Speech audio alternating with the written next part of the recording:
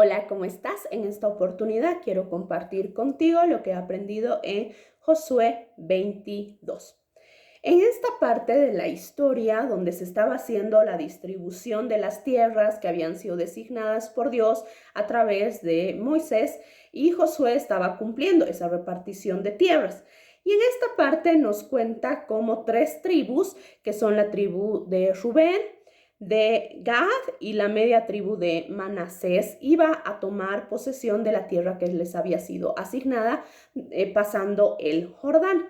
Estas tribus tenían unas características muy buenas, que eran obedientes a los mandatos de Dios, eran fieles, no habían abandonado a las otras tribus, entonces se les designa su parte de la tierra.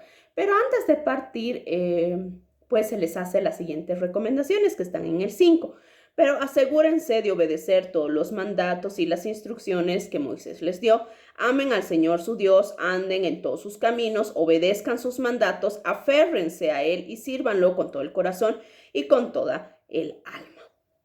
¿No? Entonces, tras estas recomendaciones y sabiendo que estas tres tribus tenían estas características de amar a Dios y también ser obedientes a todo lo que Moisés había estipulado, parten y se van hacia la tierra que les había sido prometida.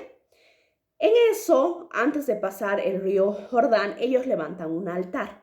De esto se entera Josué y piensa que ellos están haciendo un altar que no es agradable ante Dios. Entonces se reúnen, dice, ¿no? En el 12 dice, entonces todas las comunidades de Israel se reunieron en Silo y se prepararon para ir a la guerra contra ellos.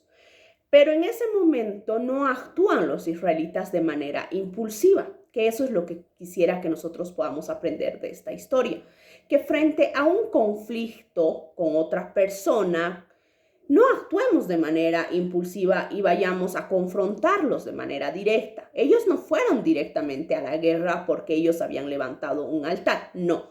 ¿Qué hicieron?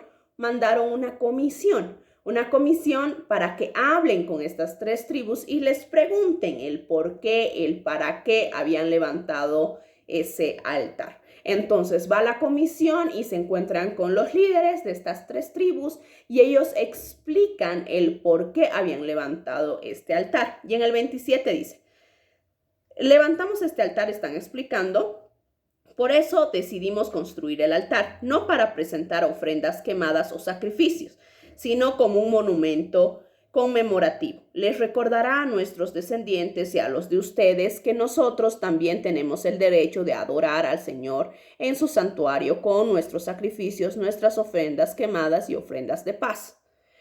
Es un recordatorio de la relación que ambos tenemos con el Señor.